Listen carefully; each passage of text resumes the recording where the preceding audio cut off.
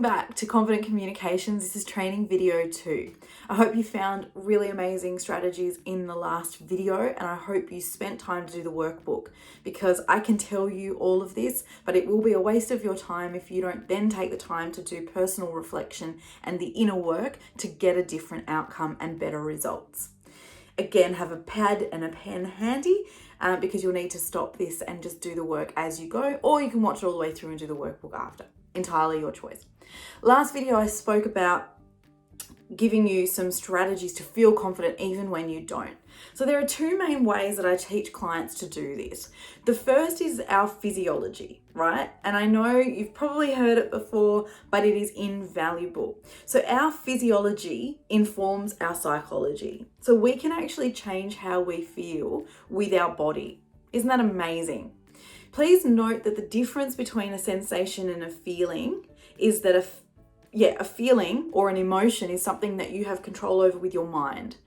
A sensation is something that happens in our body that then gets translated into our brain. So for instance, feeling hot or cold is a sensation, whereas feeling confident is an emotion or a feeling. I use them interchangeably, okay? But if an emotion or feeling, we can control it, we can change it. And the more control you have over it, the better results you're going to get. So if you're in your own business, you're looking to take things to the next level, know that it is your emotional state that's either completely messing your results up right now or really helping you excel. So I want you to look at the ground. And when you look at the ground, so stand up, look at the ground. When you look at the ground, I want you to really drop your body. So let your shoulders slump. Start to feel the weight in your body, the heaviness. Look at the floor. Let everything sink. Really feel the sort of gravity just pulling you down. And now, try to think of a happy thought. It's really, really hard. Really, really hard. Okay, come back to me. Now, I want you to look at the ceiling. I want you to look up. And when you're looking up, I want you to just lift. Look up to the sky. Breathe. Open everything up. Look up. And now, try to think of a sad thought. Good luck with that. It's really, really hard, okay? So if that didn't quite resonate with you, just do it again. But really, like when you look down, sink down, let everything go down. When you look up, and then try to think of happy and sad thoughts for when you're looking down, when you're looking up. Do that again. There's very few people I meet that can do that well, which is a good thing, right? So case in point, when you're looking down, you tend to feel down. When you're looking up, you tend to feel up. So what can you take away from this?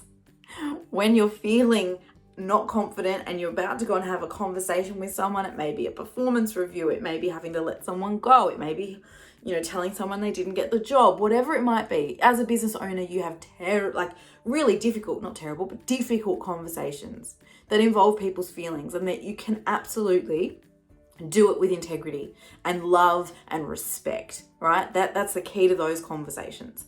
But considering we're just talking about having them confidently, I want you to just use your body to feel confident. All right? Lift.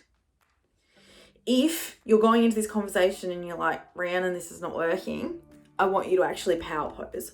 I don't know if you've seen the Amy Cuddy TED Talk. If you haven't, 20 minutes, amazing. All my clients have to watch it. Go and watch it now. But you know how when you see people watching the Olympic or racing in the Olympics and they come out and they're like, because they've won, or they're like this, right? I want you to stand like this. Try feeling bad when you stand like this. It doesn't work, right? When you stand like this and strong in your body, centered, grounded, you feel unstoppable. So while it might be a bit weird, go to the bathroom or go find a private place. Power pose. Breathe. And then go and have a conversation. Coming back to the fight or flight thing I was talking about earlier, when we are shocked by something somebody said, we will go into fight or flight. So our amygdala is triggered in our brain. which sends adrenaline. We get a pump of adrenaline. What that also does though is our prefrontal cortex shuts down.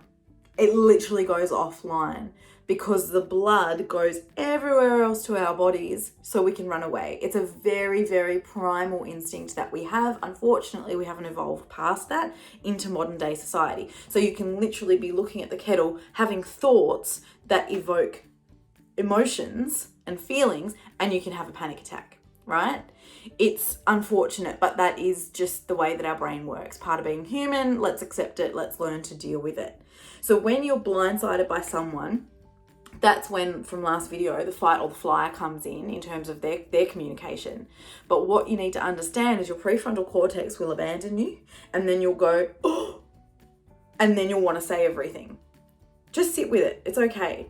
The best thing that you can do in that situation is take a breath and come back to it when you've had a chance to settle down. You need that adrenaline to subside in your body. You need your prefrontal cortex to come back online so you can think clearly, and you just need to take a breath and take a minute. So don't ever let anybody force you into having a conversation if you don't feel ready for it. You're better off saying nothing. Okay, so let's just quickly divert back to the power pose. We've done the look down, we've done the look up. I want you to just stand like this. And I want you to pause this video and I want you to write down all the feelings, and I want you to come up with at least 5, minimum of 5. Trust me, this thing happens in your brain where you'll do some feelings and then you'll go, I don't have any more. And then if you sit with it for just a little bit longer, like 5 seconds, you'll get more. So I want you to think about all the positive emotions you feel when you do this. Next time you're feeling like, oh, I don't want to have that conversation, I'm really nervous to have that conversation, I want you to just remember this, okay? So pause the video, go do that now. Next thing, one of the things I struggled with, particularly becoming a mum, was people's opinions. Oh, you should stay at home. Oh, you shouldn't be, working while you're trying to raise kids. You should just be a mum. Oh, like all of these different opinions, but particularly from people very close to me, right? My family. I love my family, great relationship with them. But I was always like, hang on, my life, my choice, I get to do this. So what I had to do was come up with an answer for them saying things that I didn't want to hear, like, you can't have it all, ahead of time.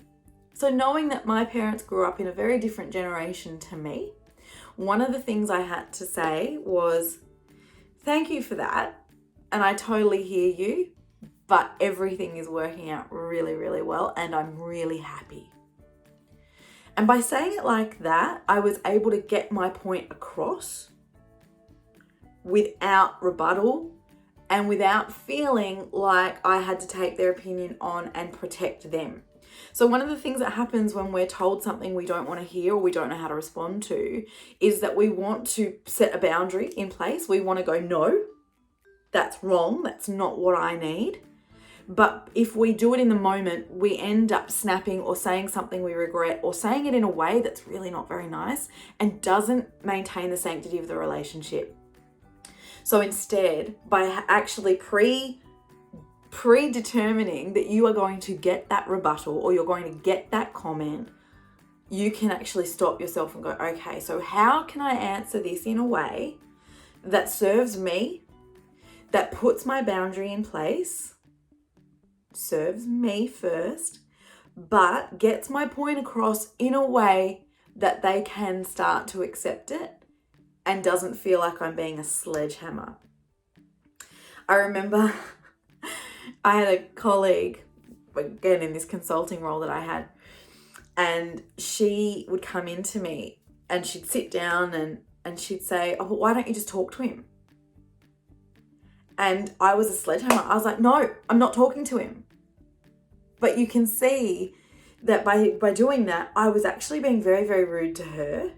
That wasn't confident communication. That lacked strategy. It lacked tact. It lacked poise. I ended up just sort of shooting her down. Instead, I had to really sit with what she was saying because we had a similar conversation multiple times. And then eventually I said, thank you for that. I really appreciate your input. I'm not ready to talk to him, but when I have a conversation, I will. It was about our boss. And by saying it like that, she was given a clear message that firstly, I wasn't ready to talk about anything to him. Secondly, I would do it when I was ready. And thirdly, don't ask me about it again. Because by that time I had an undertone in my vocal qualities that said, do not bring this up with me again. It took, like I said, multiple conversations to get to that point.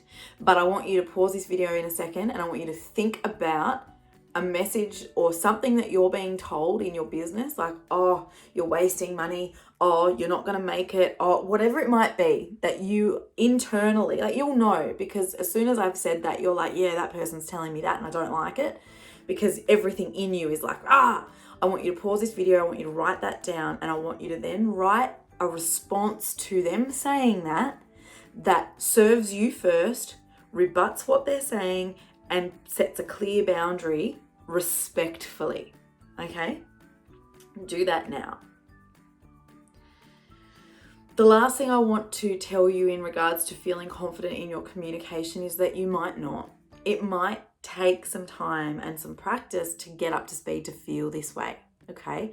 So it's really important for you and for your ability to get across what you want, that you think about the outcome for you and for them, and realize that having confidence with your communication can take practice.